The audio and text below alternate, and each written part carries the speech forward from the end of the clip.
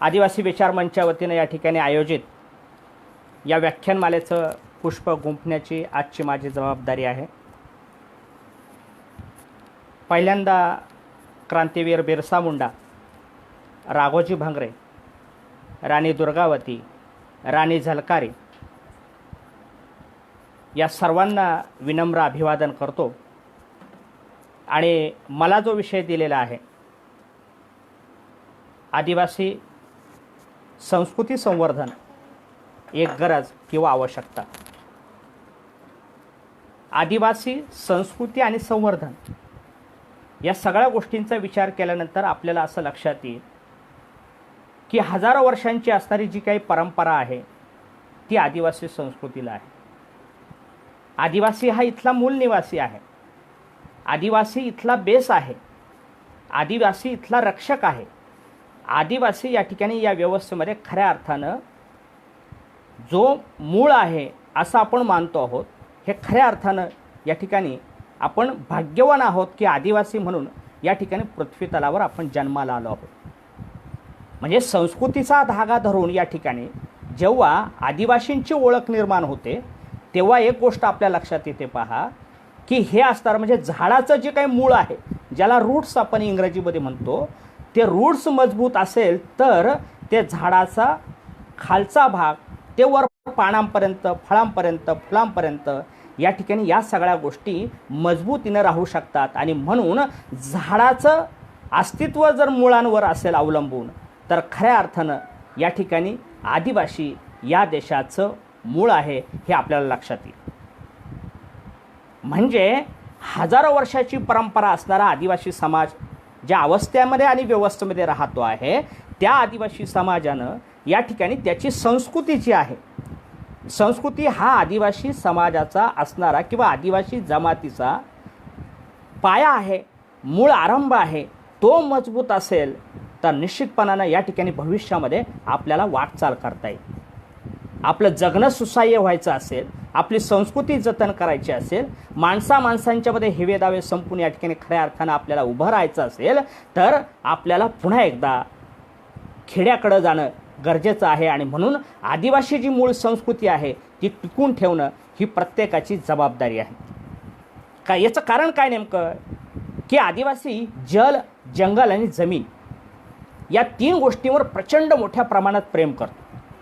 काय कारण असू शकेल आदिवासी या सगळ्या गोष्टींवर प्रेम करतो? याचं कारण आहे की निसर्गतः त्याला ज्या काही सवयी लागलेल्या आहेत, जन्मच आपला जणू काही याच्यासाठी याचं संवर्धन करण्यासाठी झालेला आहे असं तो मानतो। याचा अर्थ असा आहे की त्यानं जल, जंगल आणि जमीन या तीन गोष्टींवर खूप प्रेम केलं। हा संस्कृतीचा धागा आहे, ही विचारधारा आहे, हे कुठंतरी खोलवर मुळापर्यंत रुजलेली विचारधारा आहे। आणि म्हणून संस्कृती संवर्धनाची खऱ्या अर्थानं गरज असलेली आपल्याला पाहायला मिळतं। प्रश्न असा आहे की संस्कृतीच्या गप्पा जेव्हा आपण मारतो आहोत ना, त्या संस्कृतीच्या गप्पा मारत असताना त्याचं जतन करण्याची जबाबदारी नेमकी कुणाची आहे हा विचार खऱ्या अर्थानं आपल्याला करता आला पाहिजे। या देशाचा मूळ मालक, मूळ निवासी म्हणून आपण संबोधतो। आता याच्यात बऱ्याच वेळा असा फरक पाहायला मिळतो की काही लोक आपल्याला वनवासी संबोधतात।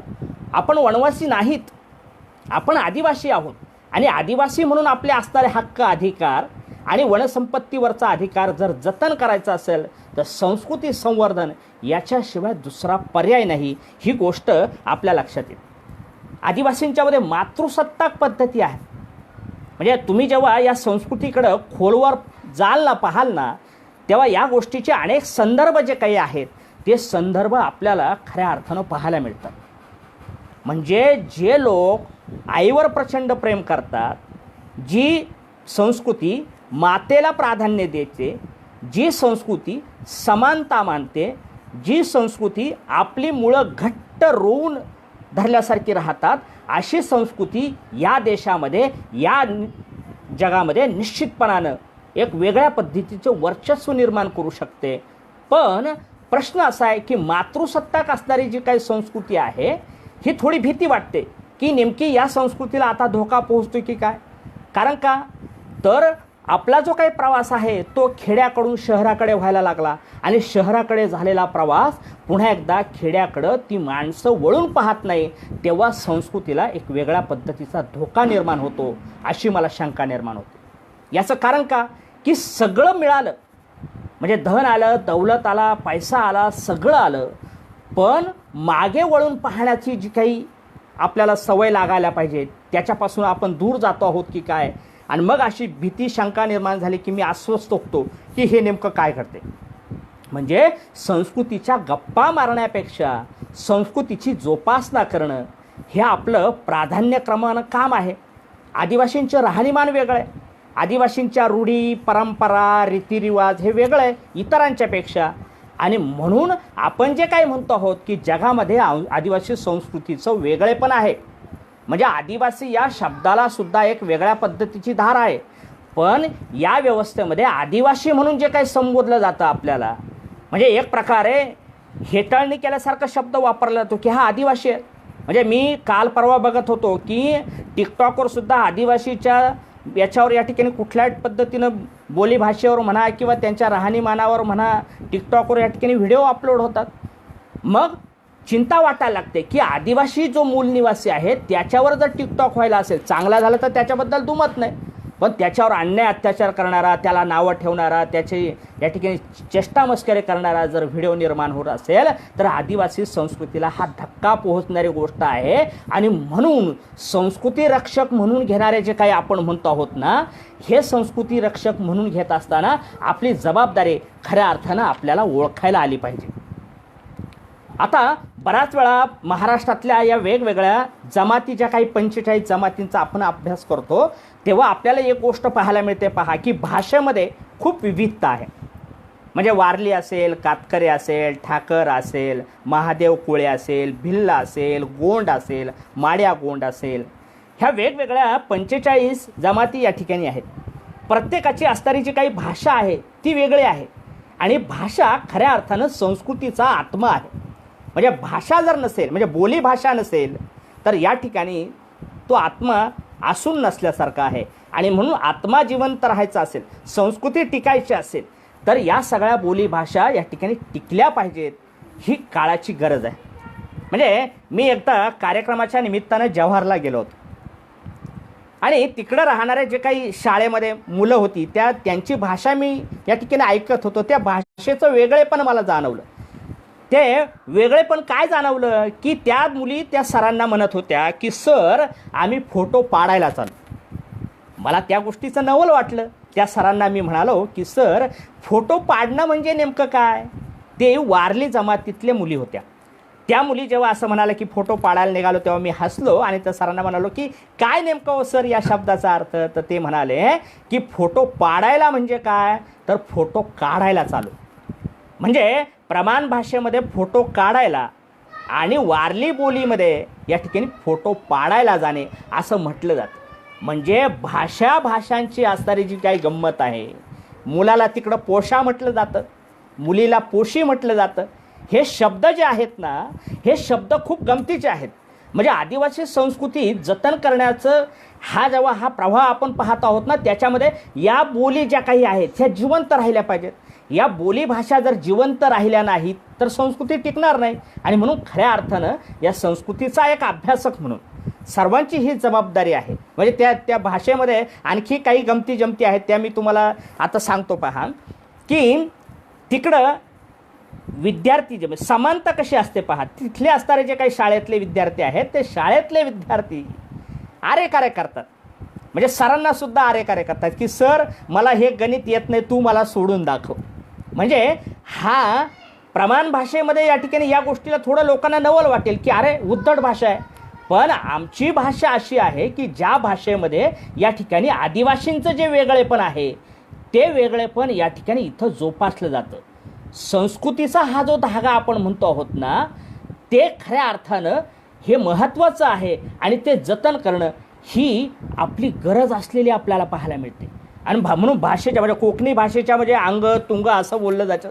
म्हणजे हे सुद्धा वेगळेपण आहेत ना.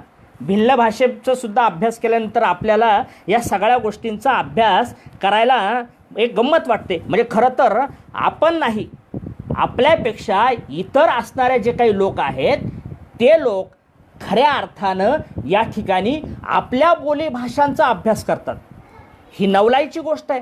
म्हणजे खरं तर ज्या मातीमध्ये, ज्या माईच्या पोटी, ज्या आपण ज्या जमातीमध्ये जन्माला आलो त्या जमातीच्या भाषेबद्दलचं असणारं जे काही संशोधन आहे ते संशोधन खऱ्या अर्थाने या ठिकाणी आपल्याला करायला हवं. पण आपण हे जे आहे ना हे आपण करत नाही.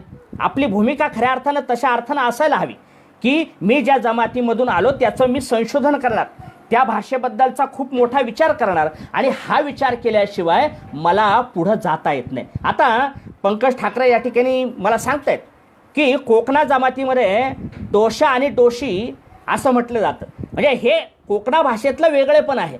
म्हणजे प्रत्येक भाषेमध्ये शब्दांचं जे काही आहे ते वेगळेपण या ठिकाणी खऱ्या अर्थानं अंध जमातीमध्ये मुलाला पोट्टा आणि मुलीला पोट्टी असं म्हटलं जातं.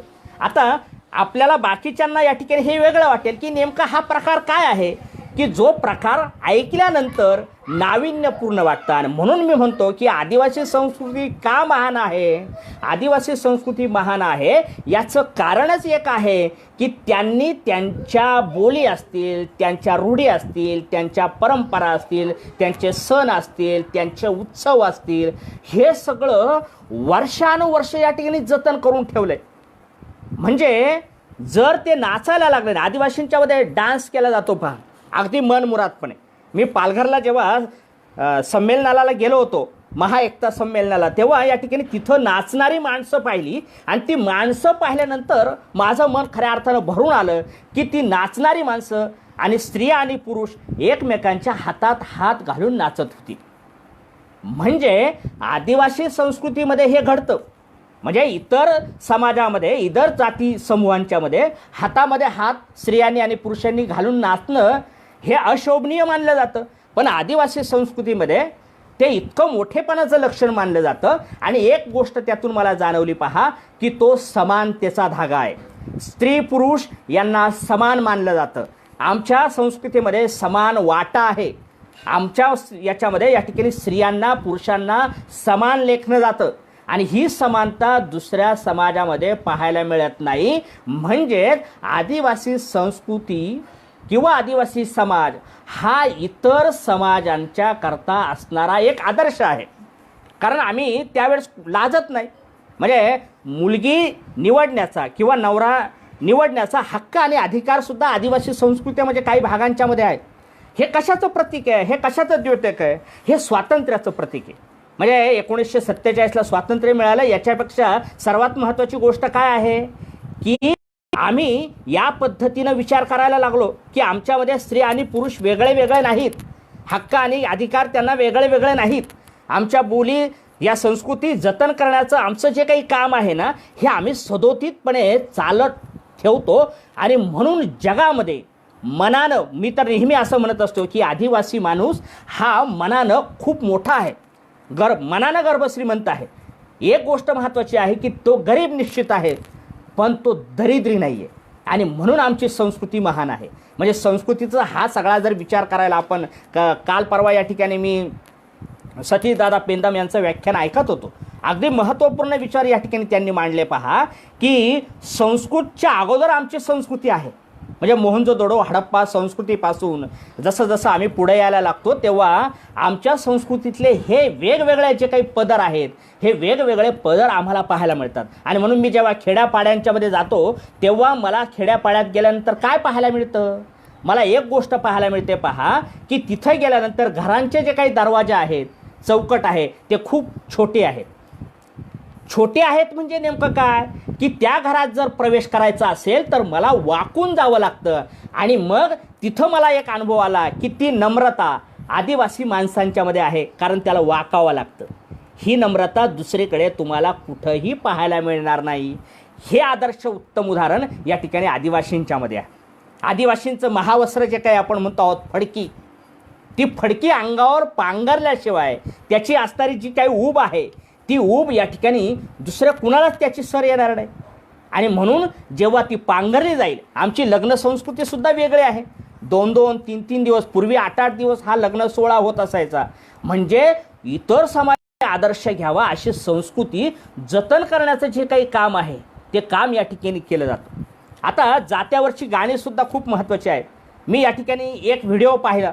तो व्हिडिओ पाहिल्यानंतर मला खूप आनंद झाला. तो आनंद होण्याचं कारण काय, की तिथं दळण दळताना स्त्री आणि पुरुष दोघंही दळण दळतात. म्हणजे एकमेकाला सहाय्य करत, एकमेकाला मदत करत, एकमेकांचा भावनांचा विचार करत, ही जी काही गुंफण आपण म्हणतो आहोत ना, समानतेची गुंफण, ती तिथं पाहायला मिळते. म्हणजे गाणं म्हणताना ते जातं या ठिकाणी, तो दांडा धरून ओढताना श्रम हलके होतात. गाणं म्हटलं की श्रम हलके होतात. ही आदिवासी संस्कृती आहे. म्हणजे ते मी त्यातल्या 4 ओळी तुम्हाला ऐकवतो फार फार.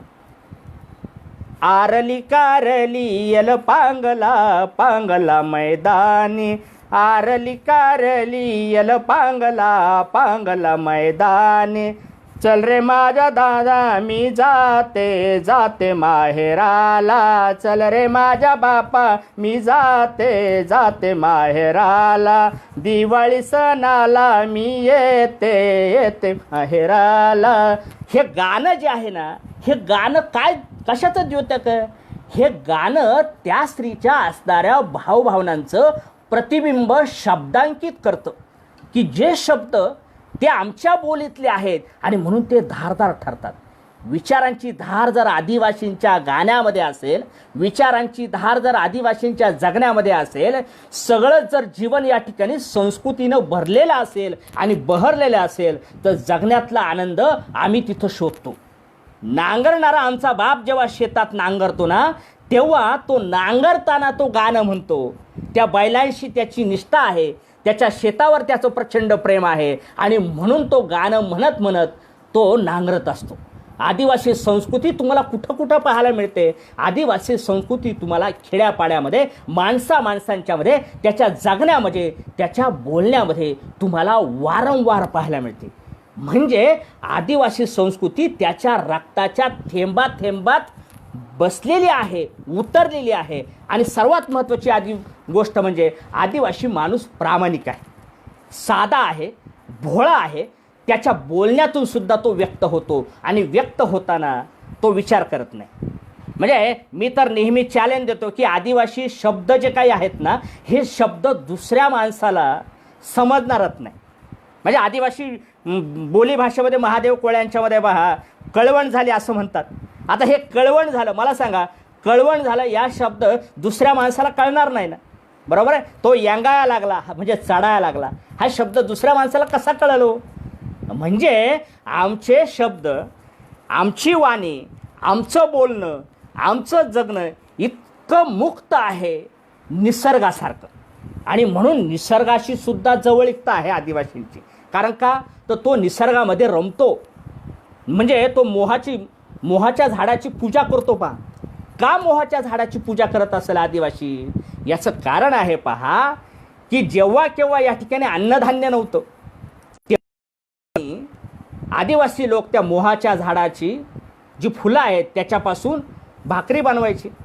आता हे जगण्याचं साधन आहे.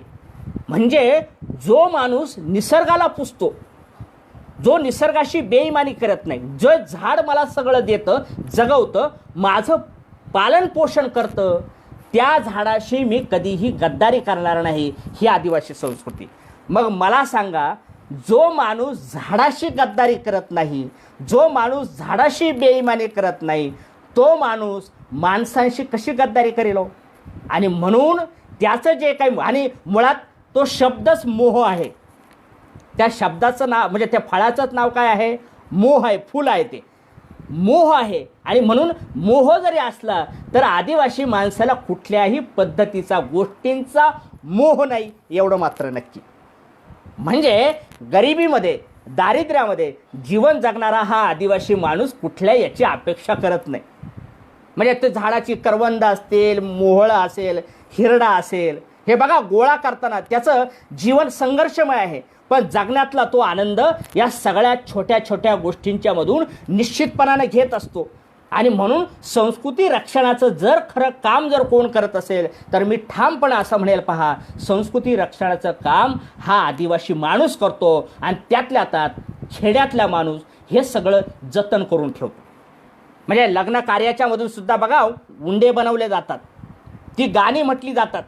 म्हणजे जात्यावरची गाणी एका बाजूला आहेत तर दुसऱ्या बाजूला लग्नामधली गाणी आहे. मी एक गाणं एक सुंदर ऐकलं होतं, ते गाणं तुम्हाला निश्चितपणाने इथं ऐकवतो पहा, की पोरी लाजू नको मनामंदी तुला दिलं नाही वनामंदी, पोरी लाजू नको मनामंदी तुला दिलं नाही वनामंदी.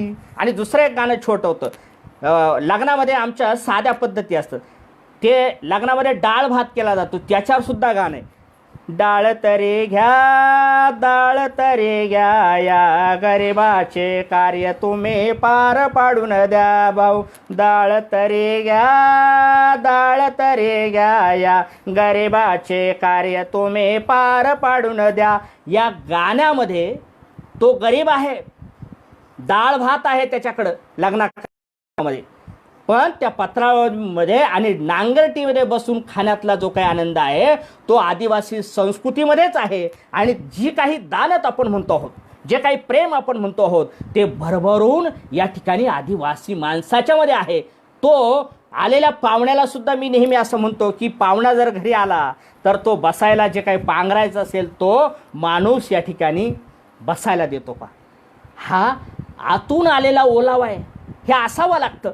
ज्याच्या अंतरंगात भरलेलं आहे ना प्रेम, तो माणूस प्रेम वाटायला कधीही कमी करत नाही. आणि म्हणून आदिवासी संस्कृती संवर्धन करण्याचं काम खेड्यातली माणसं निश्चित मनानं या ठिकाणी खूप मोठ्या पद्धतीने करतात. आणि म्हणून लग्नाच्या संदर्भातलं असणार किंवा या ठिकाणी हळदीच्या समारंभातलं असणार. बघा मी हर्सुलपेठ सुरगाणा भागात या ठिकाणी मी गेलो होतो, मला नवल वाटलं ते पाहिल्यानंतर. तिथं एका लग्नाच्या समारंभाकरता गेलो होतो तर तिथं पाहिलेलं वेगळे पण काय होतं की तिथं बायका असा गोल राऊंड करून बसलेल्या होत्या, म्हणजे असा गोलाकार आकारात बाया बसलेल्या होत्या. आणि पलीकडच्या बाजूला या ठिकाणी पुरुष मंडळी गोल चक्राकार पद्धतीनं बसलेले होते.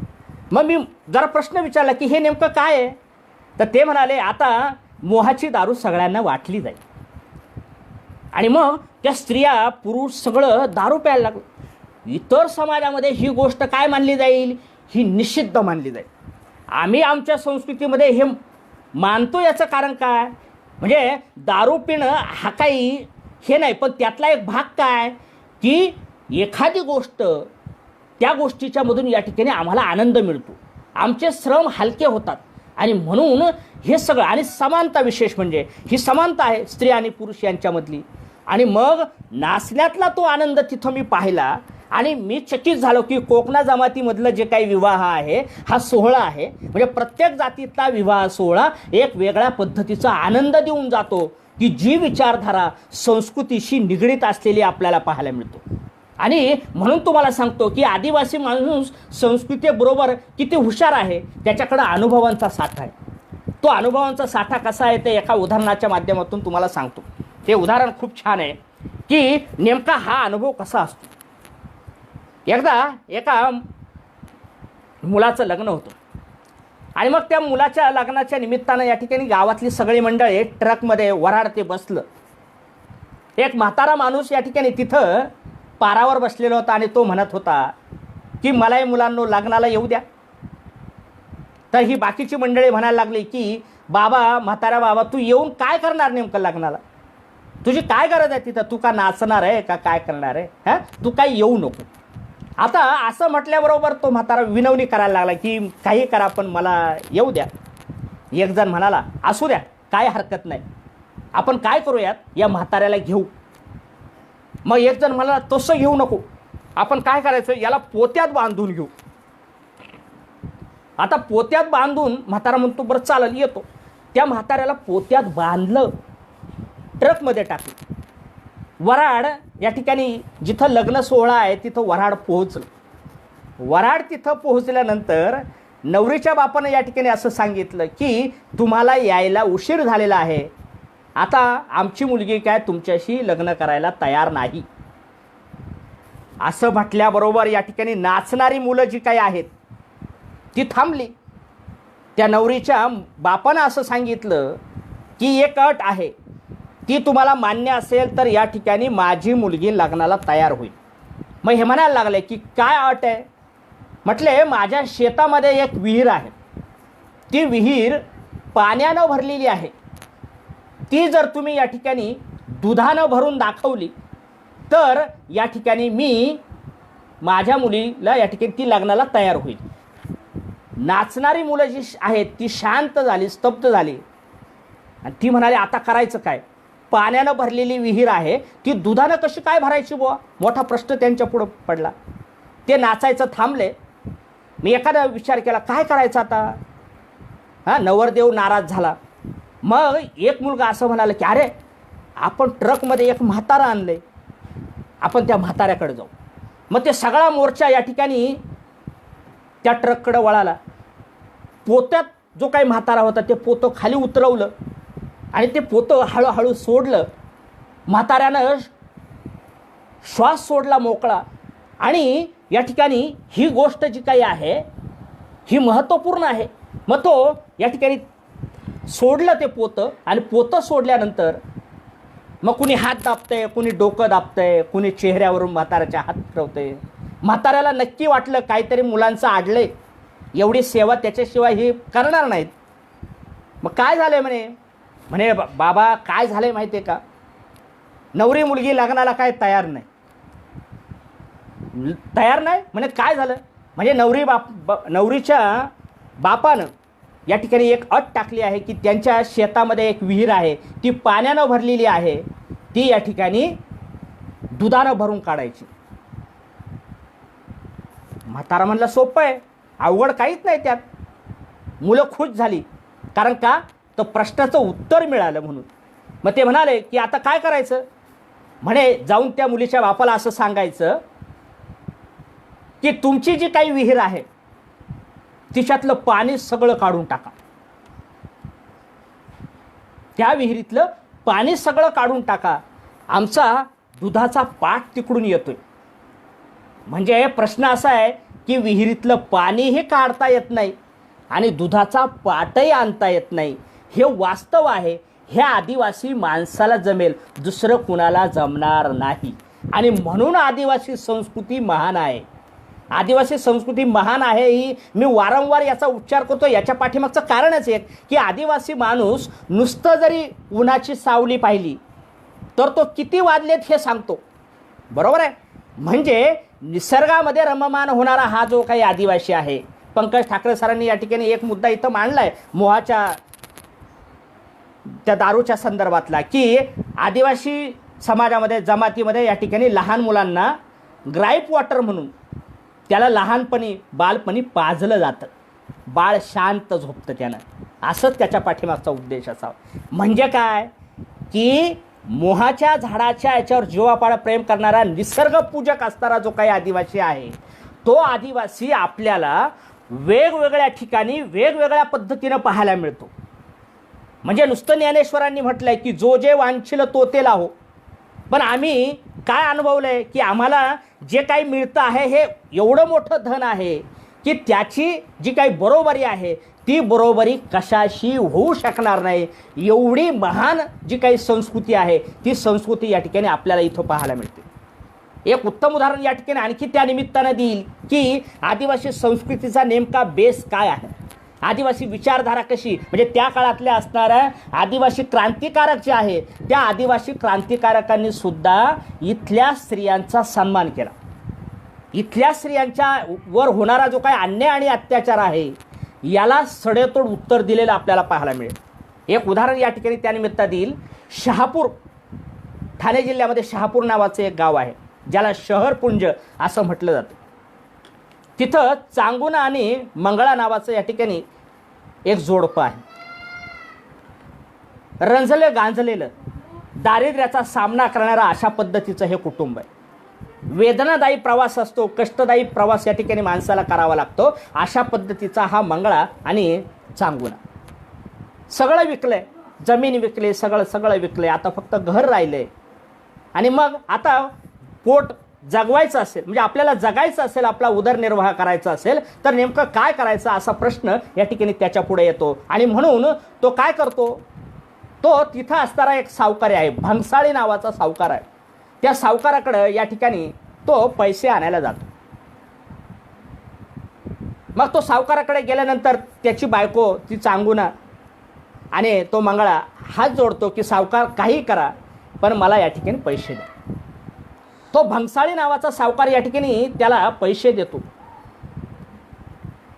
पण एक गोष्ट आहे, तो सावकार असं म्हणतो की उद्या माझ्या घरातलं काम आहे, तुझ्या बायकोला तेवढं या ठिकाणी माझ्याकडं पाठवून दे, ती घरकाम करेल. मग हा दुकानात गेला, अन्नधान्य घेतलं, दळलं, ते स्वयंपाक केला, खाल्लं, बिचारे निवांत झोपले. कारण का तर पोटाची भूक शमवण्यासाठी माणसाला हे सगळं करावं लागतं. आणि त्या काळामध्ये सावकारशाहीचं प्रस्थ प्रचंड मोठ्या प्रमाणात ठाणे, नगर, नाशिक, पुणे जिल्ह्यामध्ये होतं. आता हे सगळं चांगुना आणि मंगळा हे रात्री झोपी गेले. ती बिचारी सकाळी लवकर उठली आणि त्या दिशेनं चालायला लागली. त्या भंगसाळी सावकाराच्या शहरपुंज शहापूरला या ठिकाणी ती गेली. तो सावकार उठला आणि मग त्यानं ज्या रूममध्ये, ज्या खोलीमध्ये या ठिकाणी चांगुना गेली आहे तिथं तो गेला आणि तिच्यावर अत्याचार केला. ती रडत रडत घरी आली आणि तिनं हा प्रकार सांगितला की असं असं त्या सावकारानं माझ्यावर अत्याचार केला. ही गोष्ट ऐकल्याबरोबर या ठिकाणी ते दोघंही रडायला लागले. किती अन्याय अत्याचार झाला आहे. आदिवासी कुटुंब आहे, आदिवासी माणसं आहेत. अन्याय अत्याचार झाल्यानंतर आता आपल्याला या संकटातून कोण वाचवणार असा प्रश्न या ठिकाणी त्या माय माऊलीनं त्या मंगळाला केला. मंगळा हतबल झाला. पण मंगळाला एक गोष्ट आठवली की राघोजी भांगरे नावाचा एक माणूस आहे की जो स्त्रियांचा सन्मान करतो, जो माणूस या ठिकाणी स्त्रियांचा आदर करतो, जो माणूस अन्याय आणि अत्याचार होतो त्याचा बदला घेतो, हे माहीत होतं त्याला. तो नाव ऐकून होता म्हणून त्यानं शहर तिथून गावातून या ठिकाणी तो निघाला. नगर जिल्ह्यातलं चिचोंडी म्हणून गाव आहे, तिथं मध्ये नावाचा एक माणूस आहे. त्या मध्ये नावाच्या माणसाच्या घरी तो मुक्कामाला थांबला. त्यानं सांगितलं की असा असा राघोजी भांगरे अशा गावात आहे, देवगाव नावाच्या, तिथं जातो.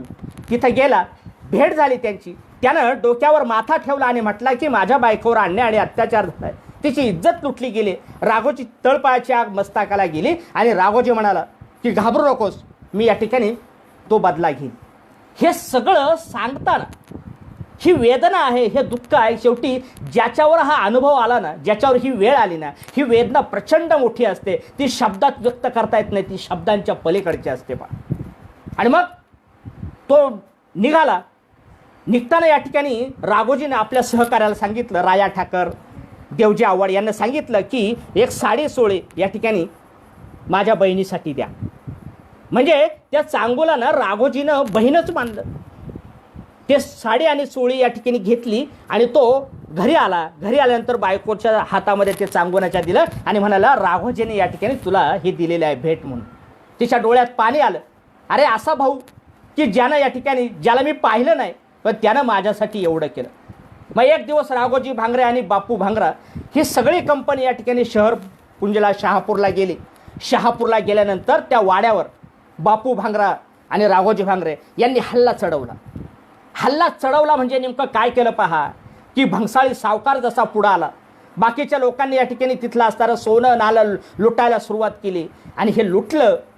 आणि मग भंगसाळी सावकार पुढं आला तसं या ठिकाणी राघोजी भांगरेनं तलवारीनं या ठिकाणी त्याचं शिरच्छेद केला. डोकं कापलं गेलं, मुंडकं खाली पडलं. ते मुंडकं तसंच घेऊन या ठिकाणी त्या चांगुनाच्या माथ्यावर टेकवलं.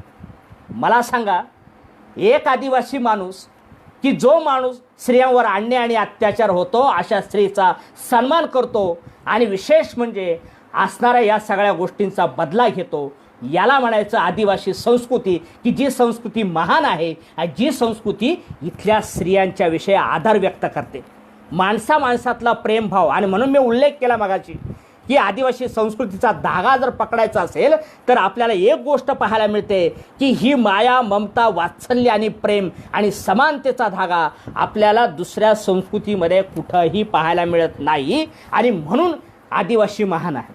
आदिवासींच्यामध्ये हुंडा पद्धत नाही पा.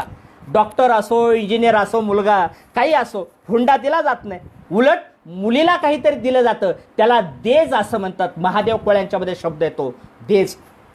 म्हणजे हे कुठून आलं मोठेपण?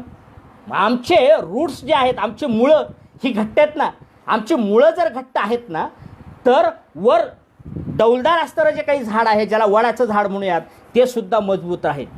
पण प्रश्न असा आहे की हे सगळं हळूहळू जेव्हा याच्या संदर्भातला आपण विचार करायला लागतो तेव्हा आपल्याला असं लक्षात येईल पहा की या मूळ संस्कृतीमध्ये आता हळूहळू याला धक्के द्यायला सुरुवात झाली पहा. म्हणजे वेगवेगळे प्रश्न निर्माण झाले. म्हणजे आज कुठलाही समाज आदिवासी होऊ पाहतो आहे. मला सांगा, तुम्ही आदिवासी होण्याचे जर निकष पूर्ण करू शकत नसाल तर तुम्हाला आदिवासी कसं नेमकं म्हणायचं? म्हणजे 45 जमाती ज्या काही आपण म्हणतो आदिवासी म्हणून, ह्या आता संस्कारित आहेत, बरोबर आहे. आणि म्हणून खेड्याकडे चला ही चळवळ राबवणं खऱ्या अर्थानं आता गरजेचं असलेलं आपल्याला पाहायला मिळतं. म्हणजे आमच्यामध्ये अनेक कवी आहेत पा, ते कवी आमच्या भाषांच्यामध्ये, बोली भाषांच्यामध्ये कविता सादर करतात. हे मोठे पण आहे आमच्यात. म्हणजे रानकवी तुकाराम धांडे असतील, वाहरू दादा असेल, बरोबर आहे, अनेक आहेत कवी. हे कवी आहेत ना, हे काय नेमकं सांगतात पहा, हे एकच गोष्ट सांगतात पहा की आम्ही इतरांच्यापेक्षा वेगळे आहोत, बरोबर आहे. म्हणजे रानकवी तुकाराम धांडेंची कविता 4थीच्या पुस्तकामध्ये येते, बरोबर आहे. ही कविता जेव्हा पुस्तकात येते ना तेव्हा आम्हाला कुठंतरी पाठ्यपुस्तकांच्यामध्ये आदिवासी संस्कृतीचं वेगळेपण आहे म्हणून ती कविता तिथं येते. म्हणून तुकाराम धांडे आम्हाला त्या पानांच्यामध्ये दिसतो आणि पानांच्यामध्ये तो दिसला माणूस की आम्ही निसर्गात आहोत असं आम्हाला वाटतं. म्हणजे ती पानं, पुस्तकाची पानं आम्हाला निसर्गातली पानं वाटतात, कारण आदिवासी निसर्गपूजक आहे हे मी वारंवार सांगतो. याचं कारण एक आहे की तो प्रचंड प्रेम करतो त्या गोष्टीवर. म्हणजे त्यांची कविता जी आहे, पोरं डोंगरावर भाळली तिच्या नादी लागून या, काय काव्यपंक्ती आहेत. म्हणजे पाऊस पडायला लागला आणि ती पोरं गडदीत लपली. हा गडदी नावाचा जो काही शब्द आहेत ना डोंगरातला, तर तो गडद ज्याला आपण म्हणतो आहोत ना, तो शब्द तुम्हाला इतर याच्यामध्ये पाहायला मिळणार नाही. म्हणजे वाहरू दादा या ठिकाणी यांची असणारी जी कविता, आपण स्टेज नावाची कविता तुम्ही जर ऐकली तर तुम्हाला वेगळे पण जाणवेल. म्हणजे गोधड नावाचा या ठिकाणी त्यांचा कविता संग्रह आहे. हे काय आहे नेमकं, हे आहे याचं कारण एक पहा, त्यांची स्टेज नावाची एक सुंदर कविता आहे पहा की आम्ही स्टेजवर कधी गेलोच नाही, आम्ही स्टेजवर कधी गेलोच नाही, आम्हाला बोलवलंही नाही, आम्ही स्टेजवर कधी गेलोच नाही, आम्हाला बोलवलंही नाही, आम्ही आमच्यात गप्पा मारू लागलो, बोलू लागलो. आणि विशेष म्हणजे काय, आमचं दुखणं ते आम्हाला सांगायला लागलं. म्हणजे अनुभव आमचा, पण सांगतंय कोण, दुसऱ्या जातीतला माणूस. आणि म्हणून आता गरज काय आहे नेमकी, आता गरज ही एक आहे पहा की आमच्या बोली भाषेमधून खऱ्या अर्थानं या ठिकाणी आम्हाला आमच्या बोलीची लाज वाटायला नको. आमचा बाप धोत्रातला असो, आमची आई फडकीतली असो, आम्हाला म्हणजे बाजीबंद, हातामध्ये बाजीबंद आहे आमच्या स्त्रीच्या, मोठं भलं मोठं कुंकू लावते, ती नथ घालते. म्हणजे आम्ही पहा आदिवासी स्त्री चहा पिताना ती फरकन चहा पिते पहा, ती लाजत नाही. ती लाजत नाही म्हणजे काय, तो नॅचरलपणा जो आहे, अंतर्मनाचा जो काही एक वेगळा विचार आहे ना, तो मुक्तपणानं आहे, तिथं बंधनं नाहीत. दुसऱ्या संस्कृतीचा जर विचार आपण केला तर तिथं बंधनं खूप आहेत. असं वागलं पाहिजे, तसं वागलं पाहिजे, असं जीवन जगलं पाहिजे, असंच हे केलं पाहिजे. आमच्याकडे तसं नाही, आमच्यामध्ये तो मुक्तपणा आहे. हा मुक्तपणा जेव्हा केव्हा या ठिकाणी तुमच्या आमच्यामध्ये मुरेल तेव्हाच खऱ्या अर्थानं या ठिकाणी आपल्याला हे वेगळेपण जाणवेल. म्हणजे आता लॉकडाऊन आहे, लॉकडाऊनमध्ये सुद्धा हजारो मैल आदिवासी चालत जातो. काय आहे त्याची व्यथा आणि वेदना, प्रचंड वेदना आहे, प्रचंड दुःख आहे, पण तो हारलेला नाही किंवा हातबल नाही. आणि म्हणून आदिवासींचं वैशिष्ट्य काय आदिवासी संस्कृतीमधलं की कशी वेळ येऊ द्या, आदिवासी माणूस हा थकत नाही, भागत नाही, तो आत्महत्या करत नाही. ही सगळ्यात मोठी गोष्ट. म्हणजे त्याच्याकडे प्रचंड सहनशक्ती आहे. या सहनशीलतेमुळंच या ठिकाणी या पृथ्वी तलावर तो जिवंत आहे आणि म्हणून तो मूळ विसरत नाही. आत्महत्या करणं हे भेकडपणाचं लक्षण आहे असं आपल्याला पाहायला मिळतं. आणि म्हणून सरकारी गोष्टींचं अनुदान मिळेल याच्यावर मला, या गोष्टीवर भरोसा नाही आदिवासी माणसाचा. तो निसर्गावर भरोसा ठेवतो, निसर्गावर अवलंबून आहे. जेवढं पिकेल तेवढ्यामध्ये समाधान मानणारी जी काही जमात असेल ना, तर ती फक्त आदिवासी असलेली आपल्याला पाहायला मिळतं. इतर जमातीमध्ये किंवा इतर समाजामध्ये या गोष्टी आपल्याला, आणि म्हणून अनुकरणीय जी गोष्ट आहे ती गोष्ट या ठिकाणी, कारण त्याचं जीवनच निर्भर 3 गोष्टीवर आहे. म्हणजे जल, जंगल आणि जमीन, याच्यावर प्रचंड अशा पद्धतीचं जे काही प्रेम आहे ना, ते प्रेम करण्याचं काम जे काही आपण म्हणतो आहोत ना, तो आदिवासी माणूसच करतो. आणि म्हणून आदिवासींचं वेगळेपण या ठिकाणी आपल्याला असलेला पाहायला मिळतं. म्हणजे आपण जेव्हा या सगळ्या गोष्टींचा आता प्रश्न असा आहे की आदिवासी संस्कृती आणि संवर्धन मी तिसऱ्या टप्प्यात येतो. म्हणजे आदिवासी झाला, तो मूल निवासी आहे, इथला बेस आहे आणि बेस म्हणजे पाया आहे. हा पाया जर ढासळला तर सगळी इमारत ढासळेल पहा. आणि म्हणून संस्कृती रक्षणाची जबाबदारी खेड्यापाड्यातल्या माणसाने प्रामाणिकपणे जतन केली ना. आता जबाबदारी आहे की इथला जो माणूस आहे ना, की जो खेड्यातून शहराकडे गेला, त्या शहराच्या माणसाची जबाबदारी आहे की त्यानं खेड्यातल्या माणसांच्याकडे इथल्या असणाऱ्या जमिनीशी, जंगलाशी, निसर्गाशी एकरूप होऊन पुन्हा एकदा त्यानं मागे वळून पाहिलं पाहिजे. शहरातली माणसं, मी नेहमी असं म्हणतो की आपली भाषा बोलायला खूप लाजतात. मित्रांनो, मी प्रामाणिकपणे सांगतो पहा की आपली भाषा बोलायला आपण कधीही लाजलं नाही पाहिजे. का लाजायचं? म्हणजे ज्या मातीमध्ये, ज्या मायेच्या पोटी मी जन्माला आलो ना, ती माती आणि म्हणजे एक जन्म देणारी आई आणि काळी आई या दोन गोष्टींवर आदिवासी प्रचंड प्रेम करतो. म्हणजे जन्म देणाऱ्या आई त्या फडकीत या ठिकाणी बाळ जन्माला येतं तेव्हापासून त्याचा जो प्रवास सुरू होतो ना, तो निसर्गाच्या सानिध्यात होतो आणि म्हणून निसर्गाला तो देव मानतो. दुसरा देव मानण्यापेक्षा निसर्ग हा देव आहे. म्हणजे निसर्गात तो परमेश्वर पाहतो, त्या पानांमध्ये, फळांमध्ये, फुलांमध्ये. म्हणजे आमची तोरणं असतील, आंबेळा असेल, करवंद असेल, ती करवंदाची जाळी असतील, कितीही काटे बोचले तरी त्याला दुःख होत नाही, त्याला छान वाटतं. ही आदिवासी परंपरा आहे. आणि म्हणून ही जतन करण्याचं काम जर आता करायचं असेल तर ती जबाबदारी नुसती खेड्यातल्या माणसावर ढकलून चालणार नाही, तर आपल्याला पुन्हा एकदा आपल्या खेड्यातल्या गावाकडे जायला हवं, अंगण समजून घ्यायला हवं, आमची बैलजोडी समजून घ्यायला हवी, आमची विहीर, मोठ, नाडा, दोर जे काही आहे ते सगळं समजून घ्यावं लागले. ते कधी फोटो काढण्यापुरतं ते हातात धरण्याचं काम नाही. म्हणजे बैल जो काही जोडी आहे त्याचा दोर फक्त हातात धरायचा आणि फोटो काढायचा आणि तो फेसबुक, व्हॉट्सअपवर टाकायचा, एवढ्यापुरतं आता काम शिल्लक राहिलेलं आहे. ते संस्कृती रक्षणाचं काम नाही. म्हणजे साधा बोळा असणारा जो काही म्हणजे माणूस आहे, तो माणूस जर सगळं हे जतन करणारा असेल ना, तो रांगडा आहे, साधा भोळा आहे, हे जर असेल ना तर त्याचे गुणधर्म येत नाही. आणि म्हणून या संस्कृतीचं जतन करण्याची भविष्य काळामधली, म्हणजे भूतकाळ झाला, वर्तमान काळ झाला, भविष्य काळाची ही सगळी जबाबदारी आपल्या खांद्यावर आहे. ती समर्थपणे आपण पेलली पाहिजे. मला सांगा, जेव्हा वेगवेगळ्या नृत्य स्पर्धा होतात, जेव्हा वेगवेगळे उपक्रम राबविले जातात, त्या उपक्रमांच्या मध्ये इतर जे काही लोक आहेत ते इतर लोक आदिवासी वेशभूषा परिधान करतात आणि प्रथम क्रमांक, द्वितीय क्रमांक मिळवतात. मला सांगा, मी जर आदिवासी असेल तर माझंच मला सादर करायला लाज कशाला वाटायला पाहिजे? माझी संस्कृती ना ती. मी त्या जातीमध्ये किंवा ज्या जमातीमध्ये जन्माला आलो ना, त्या जमातीचं एक वेगळेपण, वैशिष्ट्य म्हणून मला नाचायला किंवा मला त्या वेशभूषा स्पर्धेत या ठिकाणी यायला लाज वाटताना नाही. जिव्या म्हशे हे नाव तुम्ही ऐकून आहे. वारली चित्रकला संस्कृती खूप महान आहे. मॉल संस्कृती जिथं आपण म्हणतो आहोत ना, त्या मॉलमध्ये वारली चित्रकला मोठी दिमाखात लावलेली आपल्याला पाहायला मिळते. 5-10 हजार या ठिकाणी त्याची असणारी किंमत आहे. हे एवढं असून सुद्धा म्हणजे जो निर्माण करतो ना त्याचं मात्र या ठिकाणी काहीच किंमत नाही त्याला. म्हणजे त्याची गोष्ट 500 रुपयाला घेतली जाईल विकत आणि विकताना मात्र या ठिकाणी दुसरे लोक ते 5,000ला विकतील. म्हणजे 500 रुपयाची गोष्ट 5,000, म्हणजे हा जो गॅप आहे. म्हणून काय केलं पाहिजे? आदिवासी संस्कृती जर चित्रकला संस्कृती, वारली चित्रकला ही लोकांच्यापर्यंत पोहोचायची असेल तर आजची जी काही तरुण पिढी आहे या सगळ्यांनी या व्यवसायात आता उतरलं पाहिजे.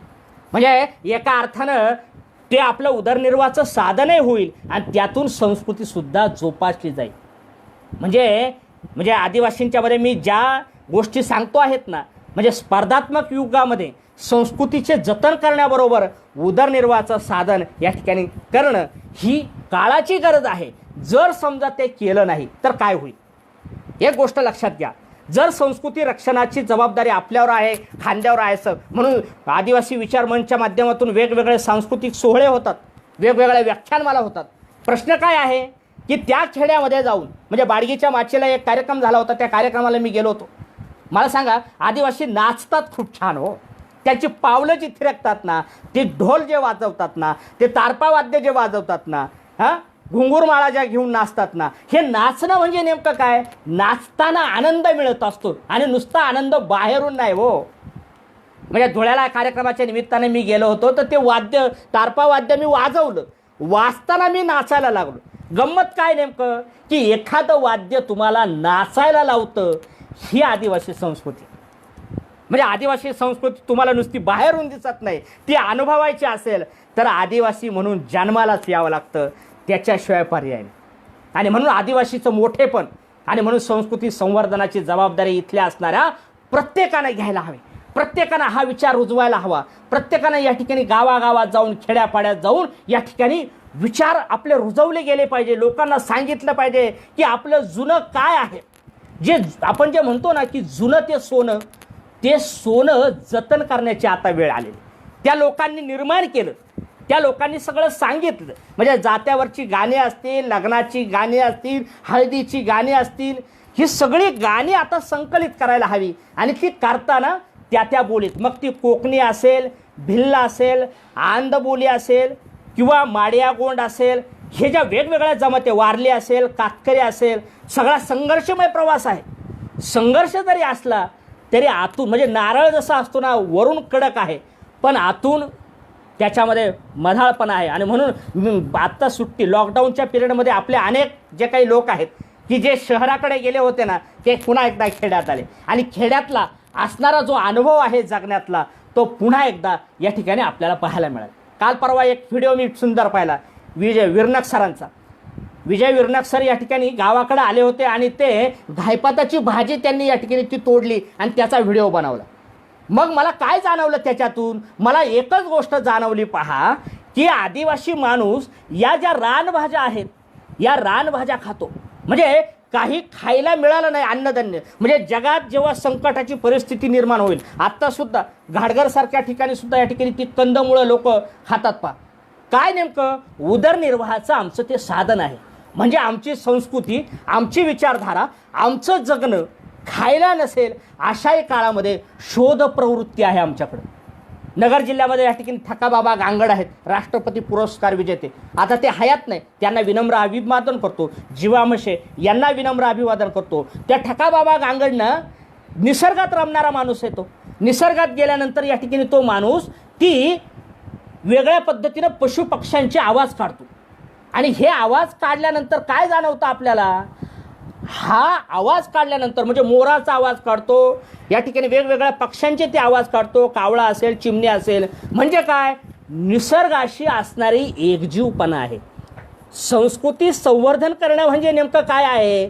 तर मी ज्या व्यवस्थेमध्ये जन्माला आलो आहो ना, या व्यवस्थेमध्ये या ठिकाणी खऱ्या अर्थानं तो काम करतो. एक दोन महत्त्वाची नावं मला सांगता येतील. पहा, राहीबाई पोपेरे नावं या ठिकाणी. कोंबाळणे गावामध्ये राहणारी राहीबाई पोपेरे आणि देवगावमध्ये राहणारी ममताबाई भांगरे, या दोन स्त्रिया अशा आहेत. एक सीड मदर आहे आणि एक फूड मदर आहे. म्हणजे पद्मश्री पुरस्कार त्या स्त्रीला मिळाला. आदिवासी संस्कृतीमध्ये नेमकं काय आहे की त्या संस्कृतीनं आम्हाला हे वेगळेपण दिलं. त्या स्त्रीनं जुनं जे काही बियाणं आहे ते बियाणं संकलित केलं आणि ते बियाणं म्हणजे त्या सायंटिस्ट जे आहेत त्यांना, म्हणजे त्या लोकांना, बायबच्या लोकांना सुद्धा असं वाटलं की या स्त्रीनं जे काही गोळा केलेलं आहे हे संकरित आहे की ओरिजिनल बियाणं आहे. ती म्हणाली हे टेस्ट करायला न्या. ते टेस्ट झालं, प्रक्रिया झाली त्याच्यावर आणि त्यांनी सांगितलं की हे ओरिजिनल आहे. मग जर मला सांगा 100, 150, 200 वाण त्या स्त्रीनं जतन केलं. हे आदिवासी संस्कृतीनं शिकवलं. म्हणजे तिनं जतन करण्याचं कारण काय? तो वेगवेगळे रोग जेव्हा होतात तेव्हा वेगवेगळे रोग झाल्यानंतर, म्हणजे आम्ही आत्ता रासायनिक खतं फवारलेलं हे सगळं खातो आणि त्यानं रोगराई निर्माण होते, वेगवेगळे आजार होतात. इथं मात्र या ठिकाणी ती सगळं सांगते की हे जे वाण आहे हे निखा हवेवर येतं. तो शब्दसुद्धा तिचा खूप महत्त्वाचा आहे की हे पेरलेलं असे हे हवेवर येतं. म्हणजे आदिवासीमधला तो भोळेपणा, ते शब्द हे सहजपणे ते उच्चारते. महाराष्ट्रभर नव्हे, महाराष्ट्राच्या बाहेर ती बाई फिरते. ती मावशी, तिची मी मुलाखत घेतली, मला आनंद वाटला आणि मावशी तिच्या भाषेमध्ये बोलते. म्हणजे पंतप्रधान मोदीबरोबर ती बाई बोलली, एक आदिवासी स्त्री. संस्कृती जतन करण्याचं किती मोठं काम आहे. किती लाजली नाही. मोदी साहेब बरं आहे का असं तिने मोदींना प्रश्न विचारला. मोदी साहेब म्हणाले बरं आहे बरं आहे. हा आदिवासींचापणा वेगळा आहे. तुम्ही ममताबाई भांगरेंच्या म्हणजे देवगावला राघोजी भांगरेंचा जन्म जिथं झाला तिथं जर गेला तर ममताबाई भांगरेंनी असा बगीचा तयार केला. कोरपड म्हणू नका, गावरान तुळस म्हणू नका, वेगवेगळ्या वेली म्हणू नका, काय तुम्ही काय म्हणाल ते सगळं त्या बाईने तिथं जतन केलं. मला सांगा, हे सगळं जतन करण्याचं काम जर स्त्री करू शकत असेल आणि त्यानं आदिवासी संस्कृतीचं नाव किंवा मोठेपण जर होणार असेल तर याच्या इतका मोठा सन्मान काय. म्हणून काय तर या इथल्या असणाऱ्या डोंगरांनी, इथल्या असणाऱ्या खळाळणाऱ्या पावसांनी, इथल्या जलधारांनी इथल्या माणसाला जगण्याचं बळ दिलं. आणि म्हणून जगण्याचं बळ देणारा जर आदिवासी असेल तर तो इतर संस्कृतींच्यासाठी निश्चितपणानं मार्गदर्शक आहे, दिशादर्शक आहे. म्हणजे आदिवासी नुसता दिसायला भोळा आहे हो. म्हणून मी म्हटलो या व्यवस्थेमध्ये तो लुटला जातो. दारिद्र्य आहे त्याच्या पाठीशी.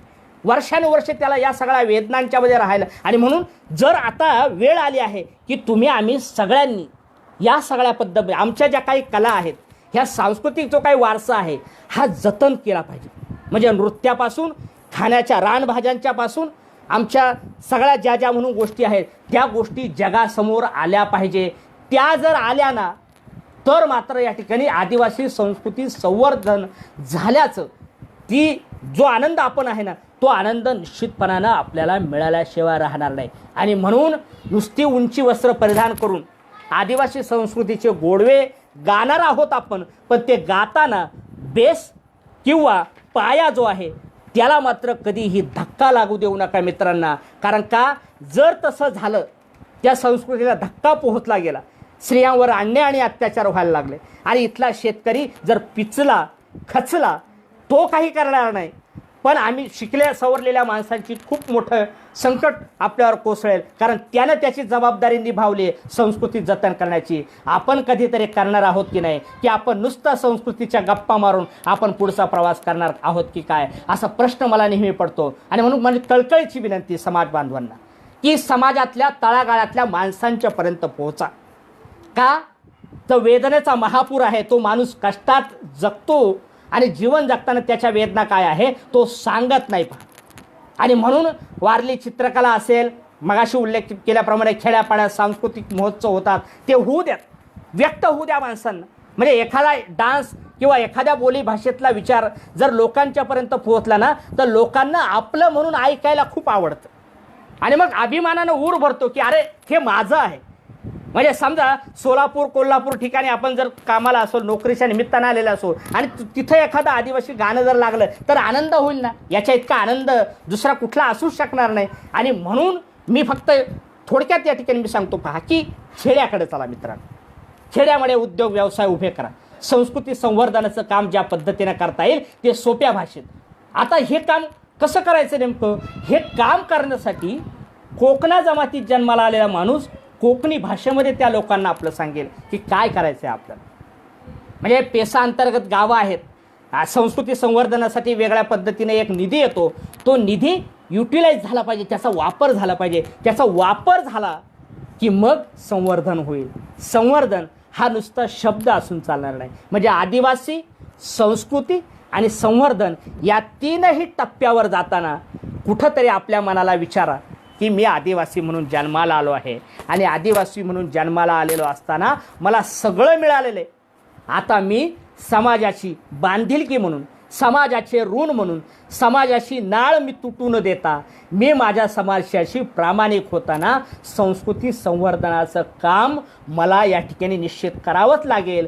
कारण पालखीचं ओझं ज्या शेतकऱ्याने पहिल्यांदा वाहिलंय, ज्या मजुरानं आपल्या वाहिलंय, जो रानावनात या ठिकाणी हिंडलाय, डोंगरांवर चढलाय, तिथून गवताचे भारे डोक्यावर घेऊन खाली आलाय, ते विकलंय आणि त्या पैशावर त्यानं उदरनिर्वाह केला. आज ज्या आईनं आपल्याला मायेनं आणि ममतेनं वाढवले, काळा सावळा का असेना तो आपला बाप आहे, ती आपली आई आहे, तिनं जन्म दिलाय. हा मोठेपणा त्या आईच्या अनुषंगाने आणि बापाच्या अनुषंगाने या ठिकाणी आपल्याला जर असेल तर ती जाणीव निश्चितपणानं आपल्यामध्ये असली पाहिजे. आणि म्हणून माझं अंतःकरण नेहमी तुटतं की खेड्यातल्या माणसांकडे पाहता तुम्ही संस्कृतीचाच विचार करताना त्या माणसांची तिथल्या तिथं बसून तुम्ही त्याच्याशी संवाद साधा, त्याच्या भाषेमध्ये, त्याच्या बोलीमध्ये. त्याला खूप अंतर. म्हणजे गावाकडे गेलं, कवा आलाय बा, बरं आहे का, असं म्हणल्यानंतर त्यालाही बरं वाटतं. आपल्याला जेव्हा तो म्हणतो बरं आहे बरं आहे, तर हा समतेचा, समानतेचा, विचारांचा जो काही धागा आहे, हा धागा जतन करण्याची आत्ता वेळ आलेली आहे. देश महासत्ता होईल असं म्हणतात. APJ अब्दुल कलाम असं म्हणाले होते की 2021ला देश महासत्ता होणार आहे. महासत्ता होत असताना एक गोष्ट विसरता कामा नये की इथला आदिवासी जर जिवंत राहिला, त्याची संस्कृती जर टिकली, तर देश महासत्ता. आदिवासींना वगळून देश महासत्ता कदापिही होणार नाही, होऊ शकत नाही, हे माझं ठाम मत आहे. म्हणजे सरदार पटेलांचा पुतळा उभा राहिला, पण तिथला आदिवासी उद्ध्वस्त झाला. धरणं आदिवासी परिसरात होतात, तिथला आदिवासी उद्ध्वस्त होतो, त्याची संस्कृती नष्ट होते, तिथली विचारधारा संपली जाते, त्याचं जगण्याचं हक्काचं साधन संपलं जातं. ही शोकांतिका आज आपल्याला पाहायला मिळते. आणि म्हणून आदिवासी भागांच्यामध्ये आता इथं उल्लेख करतायत वायल सर की डांगण भागामध्ये कणगं वापरलं जातं. कणगं, बरोबर आहे, ते कणगं ज्याच्यामध्ये धान्य साठवलं जातं. मी असं म्हणेल, तो धान्य नाही साठत, त्याचं मन त्याच्यामध्ये ओतत असतो त्या कणग्यामध्ये. म्हणून डांगण, मावळी ज्या काही भाषा आहेत, तिथल्या संस्कृती आहेत, तिथली जी परंपरा आहे, चालीरीती आहे, रूढी परंपरा आहे, हे जतन केलं पाहिजे मित्रांनो. म्हणून नुसतं बोलण्यापुरतं किंवा विचार नुसतं व्यक्त करण्यापुरतं हे सगळं असायला नको, तर हे कृतीत यायला हवं. आणि कृतीत जर आलं तर संवर्धन होईल. कारण संवर्धन याचा अर्थ नेमका माझ्या याच्यातून, या ठिकाणी वाचनातून मी तो लावला, ते संगोपन आहे. म्हणजे आदिवासी बोलींचं, नृत्याचं, सगळ्याचं संगोपन करणं हे खऱ्या अर्थानं याची गरज आहे काळाची. आणि मित्रांनो, हे केलं पाहिजे. मी एवढं सांगतो याच्या पाठीमागचं कारण का, समाजाशी माझी नाळ आहे, मला वाटतं ना तुमची आहे, त्याच्याबद्दल दुमत नाही. असली पाहिजे. का असली पाहिजे, म्हणजे कोरोना आता आलाय ना, या काळामध्ये सुद्धा अनेक अनुभव आले आदिवासींना, पण आदिवासी बोलला नाही, तो व्यक्त होत नाही. तो खरं तर जो मजूर आहे त्याच्या वेदना कोणी मांडत नाही हो. मांडल्या पाहिजेत त्यांच्या वेदना, त्यांचे प्रश्न समोर आले पाहिजे. मीडिया मांडणार नाही, प्रसार माध्यमं आदिवासींची भूमिका कधीही मांडत नाही. का मांडत नाही, कारण तो आदिवासी आहेत. म्हणजे आदिवासी शब्दांमध्ये सुद्धा, म्हणजे आदिवासी शब्दामध्ये सुद्धा वेगळेपण आहे. म्हणजे आपल्याला मोठेपण वाटतं, पण लोकांना वाटत नाही. आणि म्हणून लोकांना हे वेगळेपण वाटायचं असेल तर तुम्हाला या व्यवस्थेमध्ये संघर्ष करावाच लागेल.